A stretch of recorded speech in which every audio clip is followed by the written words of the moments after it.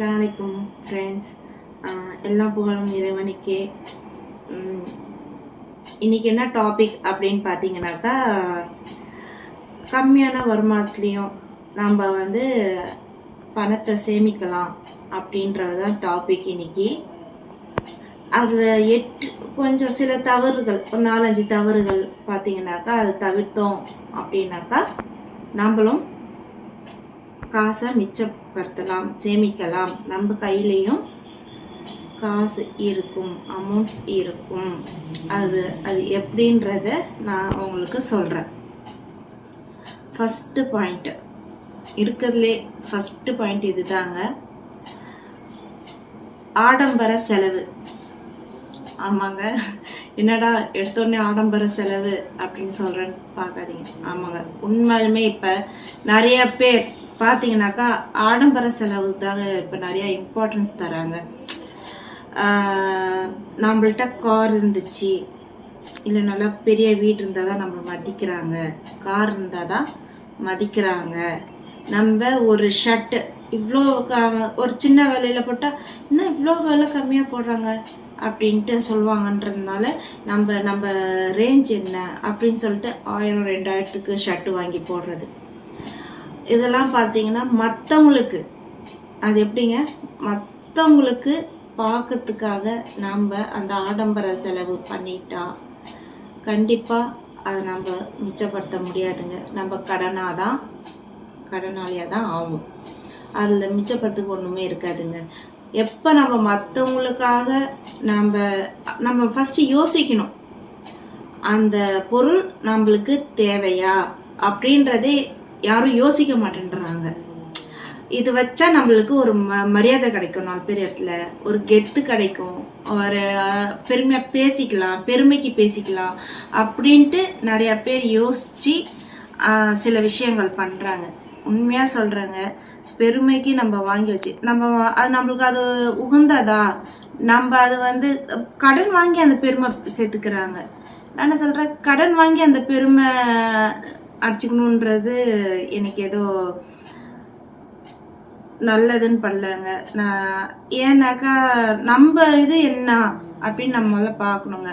அதுமாதிரி கடன் வாங்கி பண்ணி அதை அடைக்க முடியாமல் கடன் மேலே கடன் போய் நிறையா எப்படி சொல்கிறது, கடனில் மாட்டிப்பாங்க.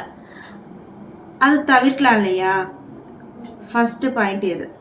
செகண்ட் பாயிண்ட் என்னன்னு பார்த்தீங்கன்னாக்கா, டிஸ்கவுண்ட் பர்ச்சேஸ். ஆமாங்க, டிஸ்கவுண்ட் பர்ச்சேஸ் தான். என்னடா டிஸ்கவுண்ட் பர்ச்சேஸ்னால் நம்மளுக்கு லாபம் தானே, இவங்க என்ன டிஸ்கவுண்ட் பர்ச்சேஸை இப்படி சொல்கிறாங்க அப்படின்னு நீங்கள் நினைக்கலாம்.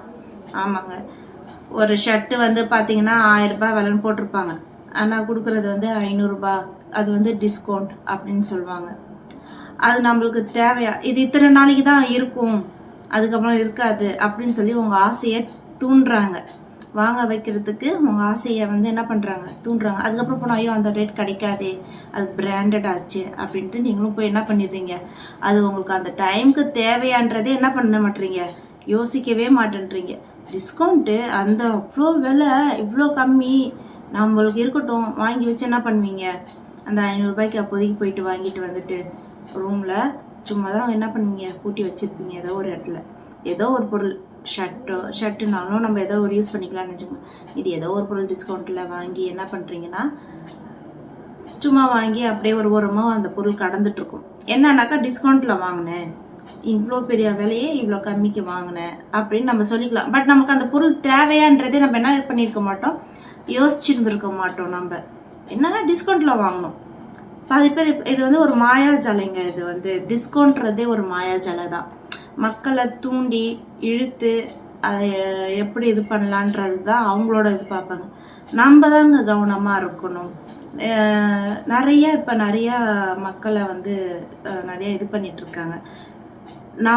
நம்மளை தான் கரெக்டாக ஜாக்கிரதையாக பார்த்துக்கணும். அதுவும் நம்ம வாங்குகிற வருமானத்தில் நம்மளுக்கு இது ஓகேவா அப்படின்றத நம்ம சிந்திச்சு, அந்த டிஸ்கவுண்ட்டும் சரிதாங்க கொடுக்குறாங்கன்ட்டு அதை வாங்கி போட்டு ஒரு ஓரமாக போட்டு வைக்கிறதுல ஒன்றும் புண்ணியம் இல்லைங்க.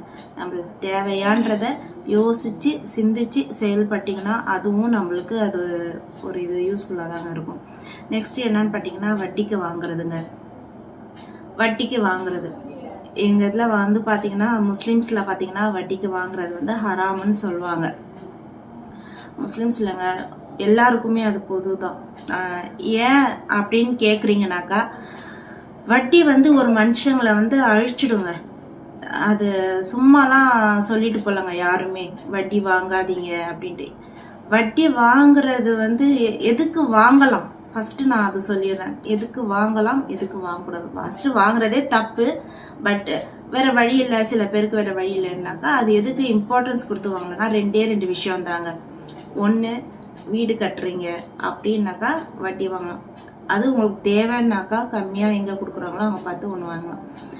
அது எதுக்குன்னாக்கா நம்மளுக்கு எப்படியும் நம்ம கட்டி விடுறோம், ஒரு ரிட்டர்ன்ஸ் வரும். அதுவும் உங்களால் முடியும்னாக்கா உங்கள் பட்ஜெட் பாருங்கள், உங்கள் சேலரியில் இது முடியும்னாக்கா அந்த வட்டியை வாங்குறதுக்கு ட்ரை பண்ணுங்க. இல்லைன்னா அதுவும் வாங்காதீங்க தயவு செஞ்சு.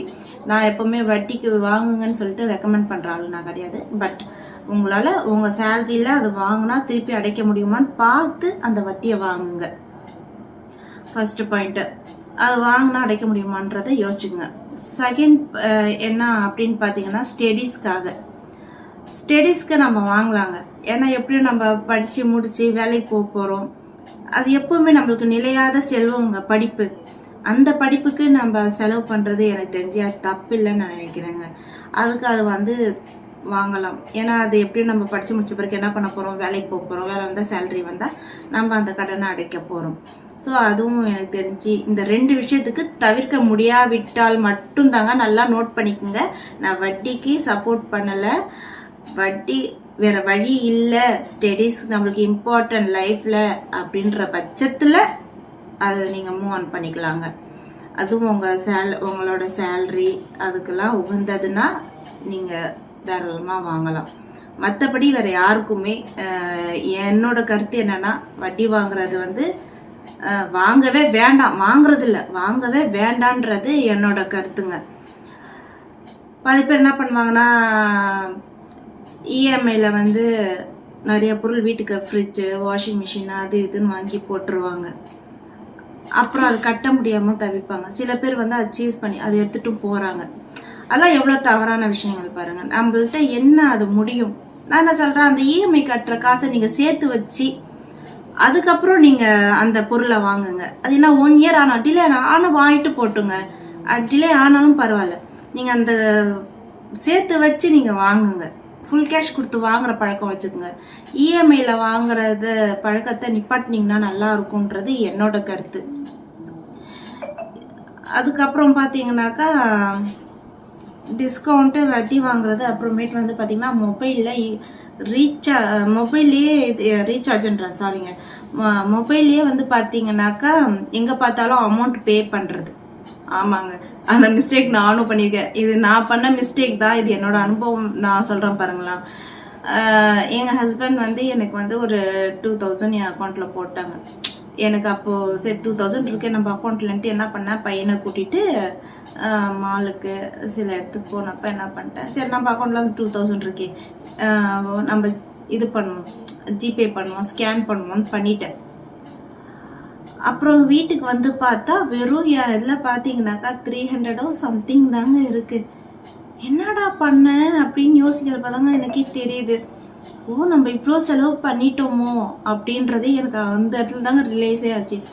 அப்போ நான் ஒரு டெசிஷன் எடுத்தேன், இல்லை இதுக்கப்புறம் நம்ம வந்து மொபைலில் பே பண்ணக்கூடாது.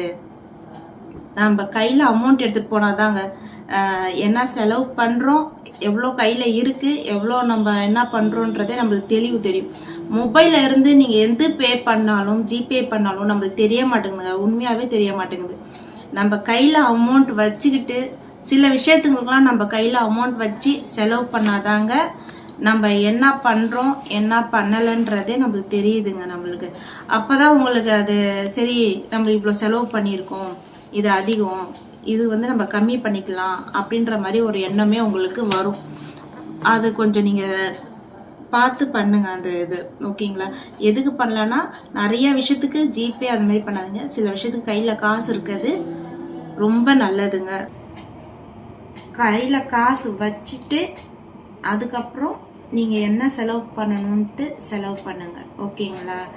எதுக்கு எடுத்தாலும் ஜிபே நீங்கள் பண்ணிங்கனாக்கா நம்ம என்ன கையில் அந்த என்ன வச்சுருக்கோன்றதே அக்கௌண்ட்டில் தெரியாமல் எல்லாம் செலவு பண்ணிவிடுவோம். அப்புறம் பார்த்திங்கன்னா ஐயோ நம்ம வச்சோமே என்ன பண்ணோம் அப்படின்றதே தெரியாமல் போயிடும். இன்னொரு விஷயம் என்னன்னாக்கா, நம்ம என்ன செலவு பண்ணுறோம் அப்படின்றத நீங்கள் என்ன பண்ணணுன்னாக்கா, ஃபர்ஸ்ட் ஆஃப் ஆல் எழுதி வைங்க. செலவுகள், நம்ம பண்ணுற செலவுகள் நீங்கள் எழுதி வைங்க. சின்னதாக ஒரு நீங்கள் பூ வாங்கினாலும் பரவாயில்லைங்க, அதுவும் ஒரு செலவு தான், அதுவும் நீங்கள் கணக்கில் எழுதி வைங்க. ஏன் எழுதி வைக்கணும் அப்படின்னு பார்த்தீங்கன்னாக்கா, அப்போ தான் நம்ம எங்கெங்கே என்னென்ன செலவு பண்ணுறோம், நம்ம எங்கே வீண் விரயம் பண்ணியிருக்கோன்றதே நம்மளுக்கு அப்போ தாங்க தெரியும். பாதி பேர் சொல்லுவாங்க கஞ்சவங்க தான் எழுதி வச்சு செலவு பண்ணுவாங்க, நாங்களாம் வந்து தாராளமாக செலவு பண்ணாதான் எங்களுக்கு. கண்டிப்பாக இல்லைங்க. செலவு நீங்கள் என்னன்னு எழுதி வச்சாதான் நம்மளுக்கு என்ன செலவு என்ன பண்ணியிருக்கோம், என்ன அதில் வீண் விரயம் பண்ணியிருக்கோன்றதே நீங்கள் அதை பார்த்தா தான் தெரியும். நம்ம இது தப்பு பண்ணியிருக்கோம் போல இருக்குது, இனிமேட்டு இந்த செலவு கம்மி பண்ணிக்கலாம், இது இம்பார்ட்டான செலவு, இது வந்து நம்ம ஓகே தான், இது வந்து தேவையில்லாத செலவு, இது இனிமேட் குறைச்சிக்கலாம் அப்படின்றதே ஒரு நாலேஜ் நம்மளுக்கு அப்போ தாங்க நம்மளுக்கு வரும். அப்போ தாங்க நம்ம தேவையில்லாத செலவை வந்து குறைச்சிக்க முடியும். இது நீங்கள் பண்ணாலே உங்கள் கையில் வந்து பார்த்தீங்கன்னா கண்டிப்பாக ஒரு சில அமௌண்ட்ஸ் வந்து கண்டிப்பாக தங்கும். நீங்கள் ட்ரை பண்ணி பாருங்கள், கண்டிப்பாக உங்களுக்கு அது யூஸ்ஃபுல்லாக இருக்கும். நெக்ஸ்ட்டு பார்த்தீங்கன்னா கண்ணுக்கு அந்த டைமுக்கு நம்ம போனோம், இது நல்லா இருக்கே அழகாக இருக்கேன்னு நான் வாங்கிட்டேன், பட் அது எதுக்கு உங்களுக்கு அது பயன் ஆகுன்றதே உங்களுக்கு அந்த சமயம் தெரியும். அது நம்மளுக்கு அது உண்மையாலுமே நம்மளுக்கு பயனான்றதே நம்மளுக்கு அந்த டைம் தெரியாது. அழகாக இருக்குது வாங்கிட்டேன் அவ்வளோதான். 10 பேர் சில பேர் சொல்லுவாங்க போனேன் அந்த புடவை நல்லா இருந்தது வாங்கிட்டு வந்துட்டேன் அப்படின்வாங்க. பட் அதை வந்து பார்த்தீங்கன்னாக்கா அது அந்தளவுக்கு வியர் பண்ணுவாங்களான்னு பார்த்தீங்கன்னா வியர் பண்ணியிருக்க மாட்டாங்க அந்த அளவுக்கு. அதேமாதிரி சில பொருட்கள், அதே மாதிரி அவங்க வண்டி வாங்கியிருக்காங்க நானும் வண்டி வாங்குவேன் அப்படின்னு 10 பேர் வாங்குவாங்க. அதெல்லாம் சில விஷயம்லாம் தவறுங்க. ஏன்னா அவங்க வச்சுருக்காங்க இவங்க வச்சுருக்காங்க நம்மளும் வச்சுருக்கணும் அப்படின்றது அவசியம் இல்லைங்க. நம்மளுக்கு அது தேவையா ஃபஸ்ட்டு நீங்கள் யோசிச்சுக்குங்க. நம்மளுக்கு அது தேவையா அப்படின்றத நீங்கள் முதல்ல யோசிச்சுக்குங்க. நல்லா அது தேவை, ரொம்ப இம்பார்ட்டன்ஸ் அப்படின்ற பட்சத்தில் நீங்கள் போய் தாராளமாக அந்த பொருளை வாங்கிக்கலாம். நம்மளுக்கு தேவையில்லாமல் சும்மா வண்டியை வாங்கி நிப்பாட்டிட்டு இருக்கிறவங்க 10 பேர் கார் வாங்கினாங்க, 10 பேர் அது வாங்கினாங்க இது வாங்கினாங்கன்னு வாங்குறது, நம்மளும் வாங்கணும், அவன் வாங்கிட்டான் நம்மளும் வாங்கணும் அப்படின்னு நினைக்கிறதெல்லாம் என்ன தெரியுமாங்க, வீண் விரயம் தாங்க. அதுவும் இல்லாமல் 10 பேர் கடனை வாங்கி வாங்குறதும் அது ரொம்ப தப்பான விஷயங்க. நம்மள்ட்ட என்ன இருக்கோ அதை வச்சு நீங்கள் செலவு பண்ணிங்கனாக்கா கண்டிப்பாக நம்ம வந்து கடன் இல்லாமல் கையில் ஏதாச்சும் மிச்சப்படுத்தலாங்க. அடுத்தது என்னன்னு பார்த்தீங்கன்னாக்கா பட்ஜெட் போட்டு இந்த மந்த் இது வருது. ஃபஸ்ட்டு பாயிண்ட், ஆமாங்க நான் ஒரு பாயிண்ட் மறந்துட்டேன். என்னன்னாக்கா ஃபஸ்ட்டு சேல்ரி வருது பாருங்கள், எல்லாம் என்ன பண்ணுவாங்கன்னா செலவு பண்ணிவிட்டு அதுக்கப்புறம் என்ன இருக்கோ அந்த காசை மிச்சப்படுத்துவாங்க.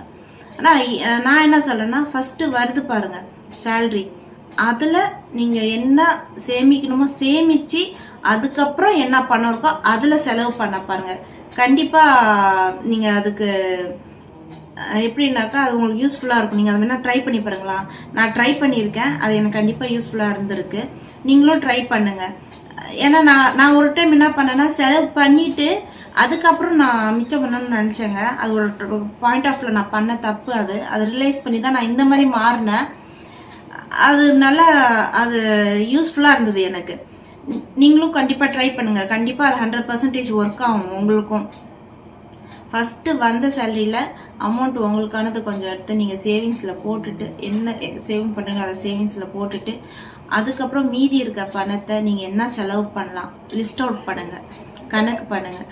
மளிகை சாமான் இவ்வளோ, நான் ஏன்னா அதெல்லாம் சொல்ல முடியாதுங்க. நீங்கள் 5000 குடும்பம் நடத்தலாம், 3000 குடும்பம் நடத்தலாம்னா நான் சொல்ல முடியாது. ஏன்னா விலைவாசி வந்து ஏறி இருக்கு. உங்களுக்கு தெரியும் உங்கள் ஃபேமிலிக்கு என்ன எதுன்ட்டு. நான்லாம் இங்கே உட்காந்து 3000 போதும் 4000 போடணும் நான் கணக்கு சொல்லிடலாம் ஈஸியாக வாயால். பட் அங்கே உங்களுக்கு என்னன்னு உங்களுக்கு தான் தெரியும். பட் என்ன ஒரு என் சைடில் ரெக்வஸ்ட்னா, முதல்ல நீங்கள் சேல்ரி வாங்கின உடனே சேவிங்ஸ் பண்ணிவிட்டு அதுக்கப்புறம் செலவு பண்ணுங்கள். அப்புறம் இந்த தேவையில்லாத விஷயத்த இப்போ நான் சொன்ன இந்த பாயிண்ட்ஸ்லாம் நீங்கள் தவிர்த்திங்கன்னா கண்டிப்பாக கம்மியான சம்பளத்துலேயும் நீங்கள் பணத்தை சேமிக்கலாம் அப்படின்றது தாங்க என்னோட கருத்து. தேங்க்ஸுங்க. என் வீடியோ வாட்ச் பண்ணுறவங்களுக்கும் என்னை சப்ஸ்கிரைப் பண்ணவங்களுக்கும் லைக்ஸ் பண்ணுறவங்களுக்கும் கமெண்ட்ஸ் பண்ணுறவங்களுக்கும் மனமார்ந்த நன்றிங்க. இதில் இன்னொரு விஷயம் சொல்லணும்னு விரும்புகிறேங்க. எங்கள் நேபர் ஒரு பையன் பேர் வந்து மிஷால். அவன் பார்த்தீங்கன்னா என்ன சொல்கிறது, எனக்காக எல்லா இடத்துலையும் போய் எங்கள் ஆன்ட்டியோட சேனலை சப்ஸ்கிரைப் பண்ணுங்கள். அவனுக்கு யாருன்னே தெரியலங்க. தெரியாத ஒரு நபருக்கும் போயிட்டு அவன் என் ஆன்ட்டிக்கு சேனல் சப்ஸ்கிரைப் பண்ணுங்க அப்படின்னு சொன்ன அந்த பையனுக்கு என் மனமார்ந்த நன்றியை தெரிவிச்சுக்கிறேங்க. ஜஸாக்கல்லாஹ் ஹைர் மிஷால். எனக்கு சப்போர்ட் பண்ண எல்லாருக்கும் ஜஸாக்கல்லாஹ் ஹைர். அஸ்ஸலாமு அலைக்கும். அல்லாஹ் ஹாஃபிஸ்.